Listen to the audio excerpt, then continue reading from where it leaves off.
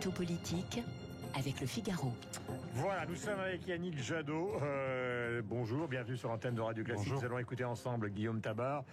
Car l'année commence, Guillaume. On est d'abord ravis de vous retrouver en direct dans ce studio avec cette nouvelle polémique sur le rythme des vaccinations en France. On va être clair, la presse ce matin flingue le gouvernement français. Que penser de la gestion de cette question par l'exécutif? Car on ne sait plus exactement qui est fautif dans cette affaire. Oui, pour cause, cette gestion est un modèle d'un raté dans l'exécution que l'on vient doubler par toutes les erreurs de communication possibles.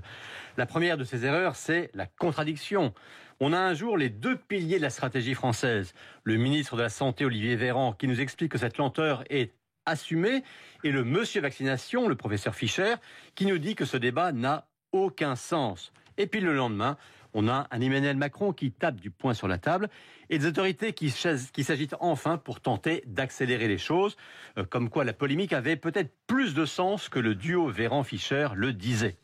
La deuxième erreur, ce sont des arguments qui ne tiennent pas la route et qui rappellent tristement la séquence des masques.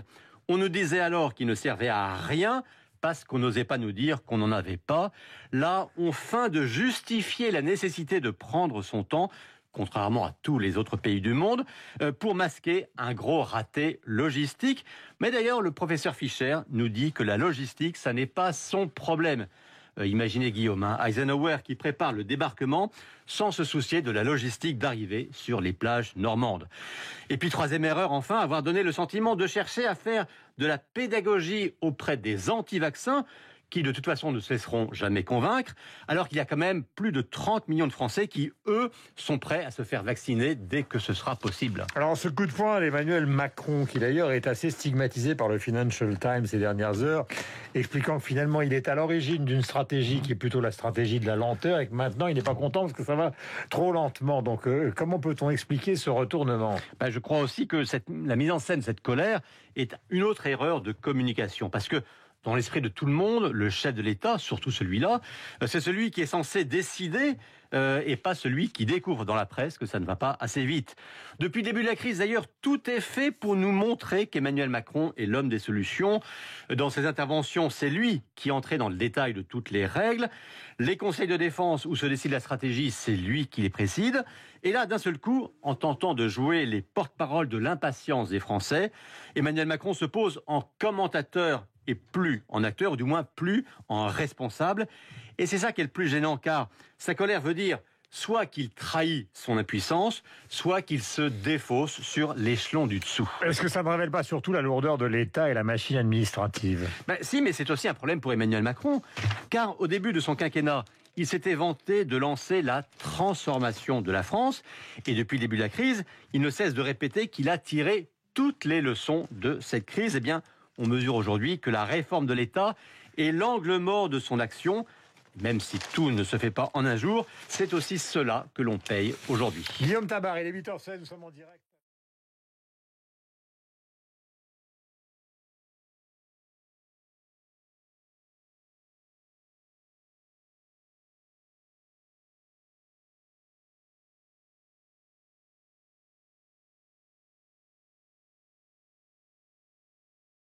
Radio Classique, l'édito politique avec Le Figaro. Voilà, il est un des personnages centraux de la crise que nous sommes en train de vivre, à la fois crise économique et crise sanitaire. Il s'agit de Thierry Breton, commissaire européen à l'économie. Merci d'être sur l'antenne de Radio Classique. C'est l'événement ce matin. Avec Guillaume Tabar, nous allons commencer par, puisque nous avons évoqué déjà hier, Guillaume, la situation sanitaire avec des critiques de l'opposition qui pleuvent sur Emmanuel Macron.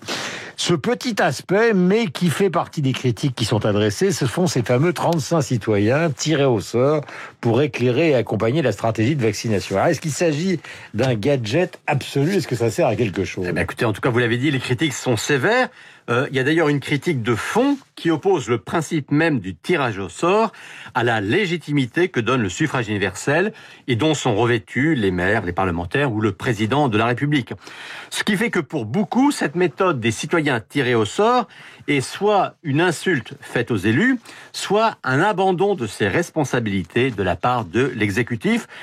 Je crois que les deux procès sont excessifs, mais qu'ils sont compréhensibles en raison de l'incroyable flou qui encadre la mission de cette nouvelle assemblée de citoyens. Alors en quoi ces procès, d'après vous, Guillaume, sont-ils excessifs ? Ils sont excessifs car on ne demande pas aux citoyens de décider de la stratégie de vaccination à la place du gouvernement, ni de l'organiser, ni même de l'évaluer comme pourrait le faire une commission d'enquête parlementaire. Il s'agit de se faire l'écho des réactions de l'opinion, de relayer dans un sens des questions, des inquiétudes, et dans l'autre sens, de tenter d'y répondre. Mais vous me direz, a-t-on besoin de tirer 35 citoyens au sort pour connaître les réactions de l'opinion ? Et puis on a de surcroît la démonstration d'un décalage qui nous fait nous interroger sur l'utilité de cette assemblée citoyenne. Car ce collectif sera chargé du suivi de la vaccination. Il se mettra en place le 16 janvier. C'est dans plus de 10 jours, qu'on le voit bien, c'est maintenant, c'est en ce moment, c'est dans les heures où nous sommes que les choix doivent se faire pour remettre sur les bons rails la stratégie de vaccination. Pourquoi le président de la République tient-il absolument à cette assemblée de citoyens ?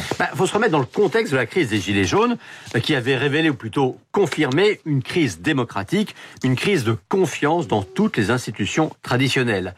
Et en réponse à cela, le chef de l'État avait sorti la botte de la démocratie participative, de la démocratie citoyenne, comme on dit, pour mieux associer les Français à la prise de décision. Ça avait été, on s'en souvient, le grand débat national, qui avait été un vrai succès, il faut le dire. Et puis ce fut la Convention citoyenne pour le climat, dont les méthodes ou les propositions ont pu susciter du débat et des critiques, mais en tout cas, la démarche était intéressante. Mais que ce soit une vraie piste de renouveau de la vie publique, il ne faut pas que ça reste un coup isolé. Et Macron a donc cherché comment décliner cette idée. Il le fait maintenant sur cette question de la vaccination, mais parce que personne ne comprend vraiment très bien ce que sera le rôle exact de ces tirés au sort, il subsiste quand même un parfum un peu gênant d'improvisation.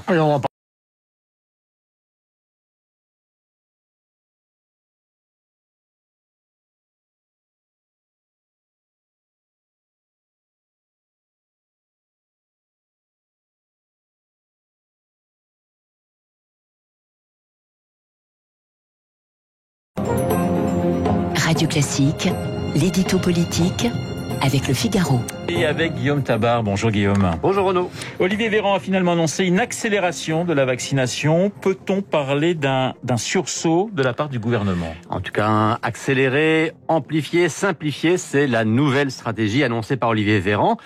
Admirons au passage le tic ternaire de l'action gouvernementale. Avant, c'était tester, tracer, isoler. Sans grand succès d'ailleurs. Maintenant, c'est accélérer, amplifier, simplifier. Monsieur de Lapalisse dirait que si l'on doit aller plus vite, si on doit élargir le public concerné par la vaccination, et si on doit simplifier les procédures, notamment sur les déclarations d'acceptation, c'est bien parce que le plan initial du gouvernement était trop lent, trop restreint et trop compliqué. Comme quoi les critiques et les polémiques apparues avec les premiers chiffres n'étaient pas aussi stériles que Jean Castex l'a encore répété hier à Toulon. Ce sursaut du gouvernement alors est peut-être réel, mais il n'aura pas été spontané.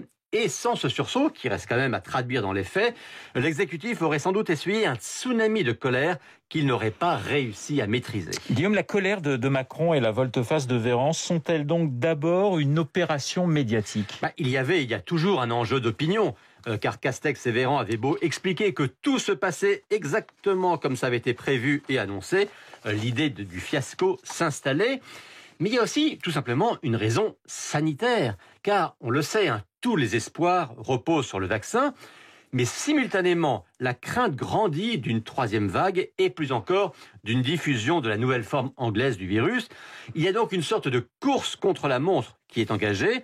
Jean Castex disait hier que les polémiques ne sauvaient aucune vie.